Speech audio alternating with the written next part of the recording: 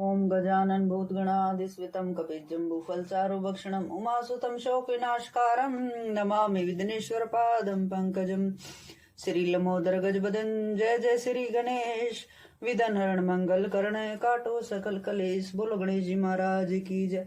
बोलो भगवती मैया की जय। आज हम करने जा रहे हैं भगवत पुराण में श्री कृष्ण तथा प्रसेनजित की कथा। जय माता की। द्वारिका में भोजवंशी राजा सत्राजित रहता था। उसने सूर्य की आराधना करके उनसे असम्यक नामक एक अद्वितीयमान मणि प्राप्त कर ली थी। उस मणि के कारण धारण कर लेने पर सत्राजित साक्षात सूर्य के समान दिखाई देता था।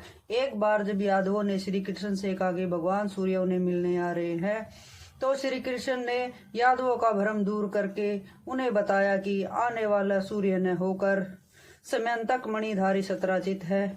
उस मणि का ऐसा प्रभाव था कि उस प्रदेश में किसी प्रकार की मानुषी अथवा देवी आपत्ति का कोई चिंतक नहीं था। वह मणिधारक को प्रतिदिन 8 किलो स्वर्ण प्रदान करती थी। उस दिव्य मणि को पाने की श्री कृष्ण ने भी इच्छा प्रकट की थी, परंतु सत्राजित ने देने से इनकार कर दिया था। एक दिन सत्राजित का भाई प्रसेनजित कंठ में उस मणि को धारण करके अश्वरूढ़ होकर मृगाय के लिए वन में गया, तो दुर्भाग्यवश वहां अश्व सहित प्रसेनजित को एक सिंह ने मार डाला। संयोग ऐसा हुआ कि जामवंत रीछ ने उस सिंह को मारकर उससे मणि ले ली और अपनी गुफा में आ गया। उस मणि को खिलौना समझकर जामवंत का बेटा उसे खेलने लगा। इधर द्वारिका में यह बात फैल गई कि सत्राजित द्वारा मणि देने से इनकार करने पर श्री कृष्ण ने उसके भाई का वध करवाया है और मणि अपने अधिकार में कर ली है। श्री कृष्ण इस मिथ्या अपवाद से दुखी हो तथा चिंतित हो उठे। उन्होंने सत्य का पता लगाने का निर्णय किया और वे प्रसेनजित की खोज में निकल पड़े।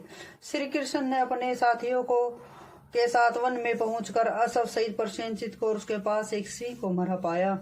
उन्होंने वहां एक रीछ के चरण चिन्ह भी देखे जो भीतर गुफा में प्रविष्ट होने की सूचना दे रहे थे।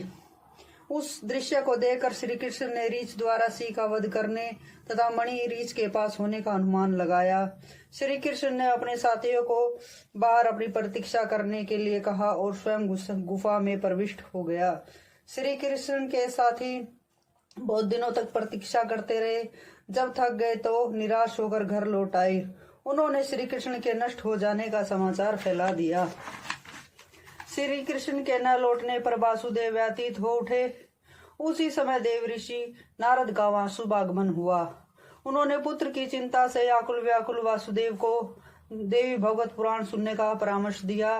वासुदेव जी ने जगदम्बिका की महिमा से अपना परिचय प्रकट करते हुए बताया कि जब मैं देवकी के साथ कंस के कारागार में पड़ा था और कंस ने मेरे 6 पुत्रों को मार डाला था, तो हम दोनों पति पत्नी बहुत ही असंतुलित हो गए थे। उस समय मैंने अपने कुल पुरोहित महर्षि गर्ग को बुलाकर उनसे अपने दुखों की निवृत्ति का कारण पूछा, तो गुरुदेव ने मुझे देवी भगवत का पुराण करने को कहा। मैंने उनसे निवेदन किया कि कारागार में पड़े हुए मेरे लिए विधि विधान से इस पुराण का प्रयाण संभव नहीं है, अतः आप मेरी ओर से अनुष्ठान करने की कृपा करें। मेरी प्रार्थना को स्वीकार करते हुए गर्ग मुनि ने विंध्याचल में जाकर ब्राह्मणों के साथ देवी का आराधन किया और विधि पूर्वक देवी भगवत का नवा प्रयाण किया। पाठ समाप्ति पर मुनीश्वर ने मुझे आकर बताया कि देवी ने प्रसन्न होकर आकाशवाणी की है। मेरी प्रेरणा से विष्णु नारायण भूभाहरण के लिए वासुदेव देवकी के घर अवतार धारण करेंगे। वासुदेव को चाहिए कि उस बालिका को नंद यशोदा के पास पहुंचा दे और उसी समय उत्पन्न यशोदा की पुत्री को लाकर कंस को सौंप दे। कंस उस बालिका को पृथ्वी पर पटकेगा। उसी समय वह बालिका कंस के हाथ से छूटकर दिव्य शरीर धारण करके मेरे ही अंश स्वरूप लोक कल्याण के लिए विंध्याचल पर्वत पर निवास करेगी। गर्ग मुनि के मुख से देवी के वरदान को सुनकर पत्नी के साथ मैं बहुत प्रसन्न हुआ। गर्ग मुनि के वचन के अनुसार ये सारी घटनाएं घटी और मैं अपने पुत्र रतन श्री कृष्ण को सुरक्षित रख पाया। यह सारा विवरण सुनकर वसुदेव नारद जी से बोले, देव ऋषि, देवी की महिमा का तो मैं पहले से ही कायल हूँ। मेरे सौभाग्य से ही आपका यहाँ शुभ आगमन हुआ है, अतः आपसे मेरी प्रार्थना है कि आप ही मुझे देवी भगवत पुराण सुनाने की कृपा करें। नारद जी ने प्रसन्न मन से नवा पारायण किया। वासुदेव ने 9वें दिन कथा समाप्ति पर ग्रंथवाचक यानी नारद जी का पूजन किया उधर भगवती की माया से श्री कृष्ण जब गुफा में प्रविष्ट हुए तो उन्होंने एक रीछ के बालक को मणि से खेलते हुए देखा। श्री कृष्ण ने जो ही बालक से मणि छीनी तो ही उस बालक और धात्री के कुंदन को सुनकर जामवंत वहां पहुंचा और श्री कृष्ण से युद्ध करने लगा। दोनों में 27 दिनों तक युद्ध चलता रहा। जामवंत निरंतर कृषित होता गया और श्री कृष्ण देवी की कृपा से निरंतर शक्ति संपन्न होते रहे।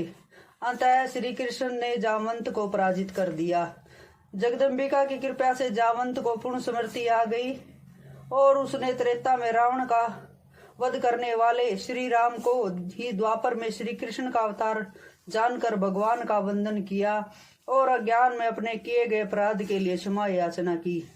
जगदम्बा जामवंत ने मणि के साथ साथ अपनी पुत्री जामवंती भी श्री कृष्ण को समर्पित करके उन्हें प्रसन्न किया। इधर मथुरा में कथा समाप्ति के दिन वासुदेव जी जब ब्राह्मणों को भोजन करवा रहे थे और आशीर्वाद ले रहे थे तभी श्री कृष्ण मणि और भार्या सहित आ पहुंचे। श्री कृष्ण को देखकर सभी हर्षित हो उठे।